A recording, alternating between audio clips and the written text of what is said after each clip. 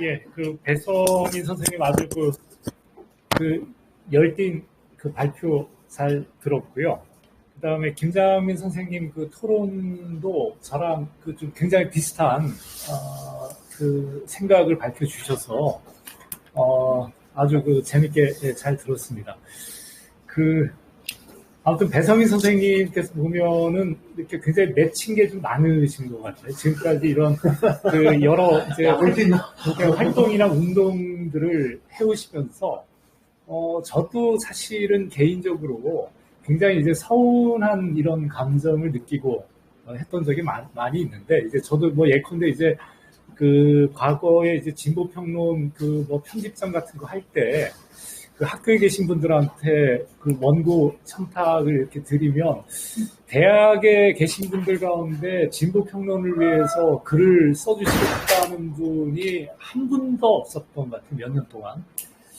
그래서 이제 뭐 그런 최근에 이런 그 지식인 사회의 이런 풍토가 여전히 이런 그 운동에 대한 그 의식이 있는 사람들에게는 사실 이제 굉장히 이게 이제 상처가 될 수 있는 측면도 있고, 그 다음에 이게 굉장히 이제 좌절감을 이제 느끼도록 하는 이제 지금 이런 그 현실에 있다라는 거는 이제 분명한 것 같습니다. 그게 뭐 지식인들의 개인주의가 됐건 아니면은 어떤 그 중산층 그의 어떤 그 허위 의식이 됐건 간에 현재 한국 사회의 이런 진보적 지식인 사회의 그 상황이 굉장히 좀 좌절스러운 이런 측면에 있다는 것은 이제 분명한 것 같습니다.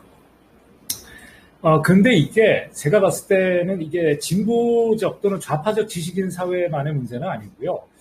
제가 봤을 때는 한국에서는 대학 자체가 이제 망했습니다. 제가 봤을 때는 희망이 없어요. 지금 대학 자체가.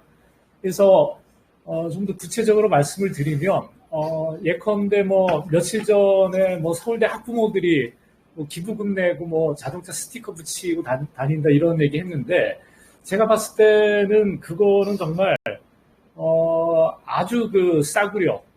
왜 그러냐면 지금 서울대 자체가 지금 망하고 있는데, 서울대 경제학과 같은 경우에는 지금 중국인 학생들이나 동남아 학생들이 없으면 대학원이 지금 유지가 안 됩니다. 서울대 경제학과가. 서울대 경제학과가 지금 그 지경이에요. 그러니까 매년 대학원 입시를 치르면, 제가 예전 대학 들어갈 때만 하더라도 뭐 서울대가 그 대학원 입시 경쟁률이 석사과정 입시 경쟁률이 뭐 적어도 한 5대1 뭐 이렇게 됐는데, 어느 학교나 한 3대1 정도는 됐죠. 서울에 있는 학교 보통 이제 대학원들 경쟁률이 한 3대1 정도 되고 그랬는데, 요즘은 뭐 전부 다 미달이에요. 예. 그러니까 그냥 원서만 내면, 그래서 요즘 서울대 대학원을 진학하는 국내 학생들은 대부분 뭐 그 김건희 씨처럼 학력 세탁하고 싶어하는 이런 친구들이나 요즘 국내 대학원을 가고, 그 다음에 실제 중국인 학생들이나 그 동남아 학생들이 없으면 서울대 대학원조차도 지금 유지가 안 된다. 그러니까 이게 망하는 거예요. 쉽게 얘기하면. 그래서 이게 지금 현재 한국 사회의 대학 문제는 이게 진보적 또는 좌파적 지식인 사회만의 문제는 아니고, 말 그대로 대학 자체가 거의 대학 사회 자체가 붕괴되고 이제 거의 사실상 망한 거나 마찬가지다. 그러니까 서울대가 이 지경이면 지방대학은 지금 어떤 상황이겠느냐. 예, 지방대학은 말 그대로 그냥 황폐화예요. 그냥 아무것도 없습니다. 예, 그렇게 그냥 생각하시면 돼요. 그러니까 공대 쪽만 빼고, 그러니까 공대 쪽은 그 실험 기자재나 이런 인풋이 들어가면 뭔가 아웃풋이 나오는 데거든요. 즉각. 그 실험 데이터나 이런 것들을 통해서. 그러니까 이제 공대 쪽 정도만 뭐가 이렇게 좀 유지가 되지, 인문사회 계열은 지금 사실상, 지방대학 같은 경우에는, 완전히 지금 망한 상태다. 그냥 그 학부생 받아가지고, 그냥 교수들이 그냥 강의하면서 그냥 벌어먹고 사는 데가 지금의 이제 한국 대학 사회다라고 보시면 될 것 같습니다. 그래서 이거는 그러면은 이제 그리고 우리나라에서 지금 이제 교수가 되려는 사람들이 이제 죄다 다 외국 유학 가죠. 근데 지금 외국 유학 가는 사람들이 대부분 어떤 사람들이냐면 최소 중산층 이상 사람들입니다. 그러니까 그 학비를 부담할 수 있을 정도의 경제적 여력을 갖는 사람들이 이제 대부분 교수가 되기 위해서 외국 유학을 가고요. 그럼 이 친구들이 왜 교수가 되고 싶어 하느냐? 그냥 직업으로 좋으니까. 예, 이게 현실이에요. 이런 친구들이 외국 유학 갔다 와서 한국에서 교수 자리 없고 그냥 좋은 직업으로서의 교수 자리를 얻고 그냥 월급 받아먹고 사는 거예요. 그러니까 그 별반 셀러리맨들하고 별반 다르지 않다. 그러니까 우리가 지나치게 지금 한국 사회의 지식인, 그러니까 한국 사회 안에서 그 지식인 사회에 대해서 그닥 그렇게 높은 기대 수준을 가질 필요가 지금 전혀 없다. 왜 그러냐면 지금 한국의 대학의 현실이 지금 그렇기 때문에 그렇습니다. 그 다음에 이 좌파적 지식인들이 왜 그러면은 대학에 정교수로 임용이 안 되느냐? 이것도 사실은 그 내부적으로 이 좌파적 지식인들을 교수로 충원하기 위한 어떤 뭐 싸움, 투쟁, 뭐 이런 것이 없었다는 것도 굉장히 중요한 요인이긴 하지만 지금 임용되는 그 제도 자체가 거의 지금 불가능해요. 왜 그러냐면 서울권에 있는 대학들만 하더라도 몇몇 예컨대 무슨 역사학과라든가 국사학과라든가 이런 국문학과 이런 쪽을 빼고는 영어 강의와 영어 논문을 쓰지 않으면 아예 그 교수 채용이 안 됩니다. 지금 예컨대 서울에 있는 대학이 지금 전부 다 그래요. 그러니까 영어로 강의하고 그 다음에 영어로 논문을 쓰지 않으면 아예 그 지원 자격 자체를 주지를 않아요. 그러니까 저처럼 국내에서 학위를 받고 국내에서 계속 논문을 쓰는 연구자들은 거의 사실상 교수 임용, 이 서울 주요 대학 안에서는 거의 그 임용이 되기 지금 힘들다라는 거죠. 그 다음에 좀 더 현실을 말씀드리면 요즘 이제 교수 임용이 어떻게 되느냐 하면 정교수가 되기 전까지는 사실상 셀러리맨이에요. 그러니까 3년짜리 계약직들입니다. 조교수, 부교수라는 그 자리 자체가 3년짜리 계약직들인데 뭐 교수를 해고시키고 할 필요도 전혀 없어요. 그냥 계약만 해지하면 됩니다. 3년 지나서 학교에서 요구하는 실적을 내지 못했을 때는 그냥 계약 해지해버리면 돼요. 그러니까 재계약을 안 하면 그냥 실업자가 되는 거예요. 조교수로 임용이 된다 하더라도. 근데 지금 서울에 있는 대학들 같은 경우는 조교수로 처음 임용을 할 때 어떻게 임용을 하느냐 하면 이게 실제 현실입니다. 지금 조교수로 처음 신임 교수를 임용을 할 때 어떻게 임용을 하느냐 하면 조건을 내걸어요.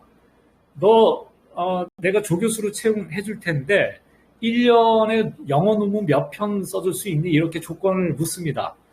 그러면 2편 쓰겠다는 친구가 내가 조교수로만 임용이 되면 1년에 영어 논문, 국제학술지, SCI급에다가 내가 1년에 2편 논문을 쓰겠다.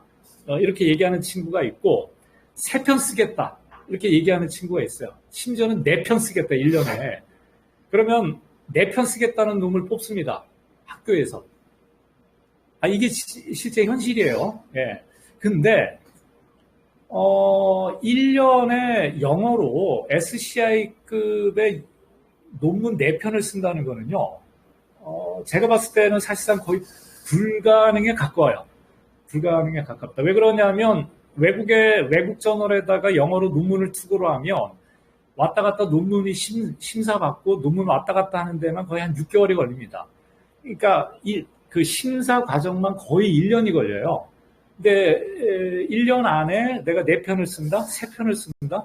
이게 물리적으로 거의 불가능한데 근데 교수가 되고 싶어하는 친구들이 막상 임용 과정에서 그럼 막 부풀려요. 그러니까 나 3편 쓸 수 있다, 4편 쓸 수 있다는 식으로. 그러면은 대학이 그런 친구를 뽑아요. 뽑아놓고 어떻게 하느냐 하면 학교에서 계속 좁니다. 그러니까 2달에 한 번씩 그 조교수들한테 전화를 해가지고 학교 교무처에서 너 1년 동안에 논문 3편 쓰기, 예컨대 1년 저 SCI급에다가 영어 논문 3편 쓰기로 했는데 너 지금 잘 돼가고 있니? 너 지금 논문 투고했니? 이런 식으로 계속 교무처에서 그 교수들을 쪼아요. 2달에 한 번씩 전화합니다. 그리고 한 10개월 정도 지나잖아요. 그럼 논문 제출하라고 그래요. 너 약속된 논문 지금 교무처에다 제출해라. 그러면은 교수들이 공포감에 질려요. 왜 그러냐면 계약 해지해버리면 그냥 실업자 되는 거거든요. 그러니까 이런 상황에서 무슨 뭐 비판적 지식을 한다? 이거 불가능해요. 그러니까 지금 제도 자체가 지금 그렇게 돼 있다는 거예요. 그러니까 교수를 임용하는 제도 자체가. 그러면은 대학들은 왜 교수를 그따위 식으로 임용을 하냐? 그 다음에 제가 한 가지 더 말씀을 드리면, 대학에서는 단행본 저서 출간하는 거는 연구 업적으로 전혀 인정 안 합니다. 지금 대학에서. 그러니까 승진을 하려면 대학이 요구하는 승진 조건을 충족시켜야 되는데, 연구 실적을 충족시켜야 되는데, 단행본 책을 발간하는 거는 연구 실적으로 아예 간주를 안 해요. 오직 뭐만 연구 실적으로 간주하느냐? SCI 국제저널에다가 영어로 쓴 논문만 업적으로 간주를 해요. 그러니까 책을 쓸 이유가 없어요.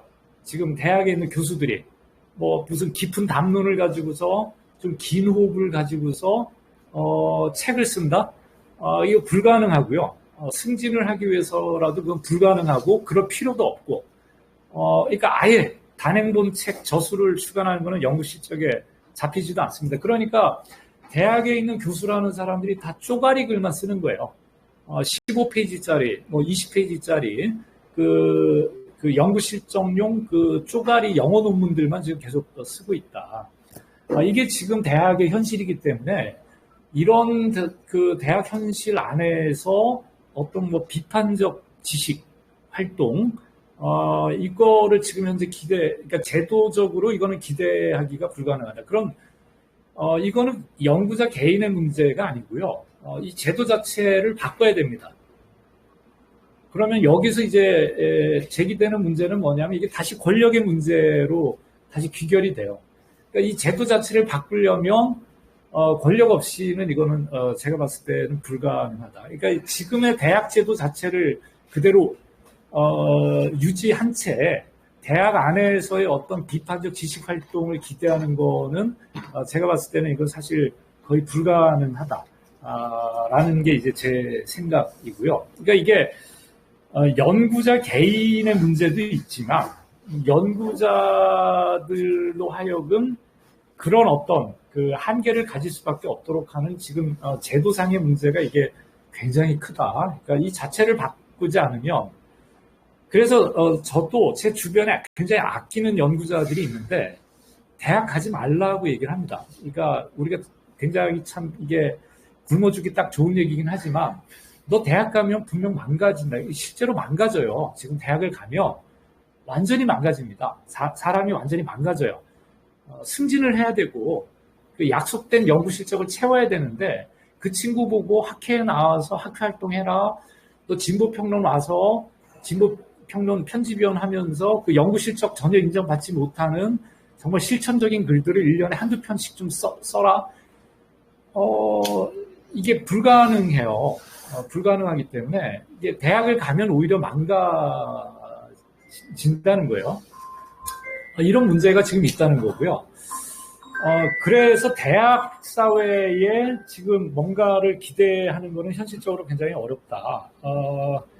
자, 그 다음에 이제 제가 드리고 싶은 말씀은 뭐냐면, 지금 지식인 사회도 굉장히 문제가 많고, 그 다음에 사실은 노동조합도 사실은 굉장히 정치적으로 보면은 굉장히 타락한 이런 측면이 있죠.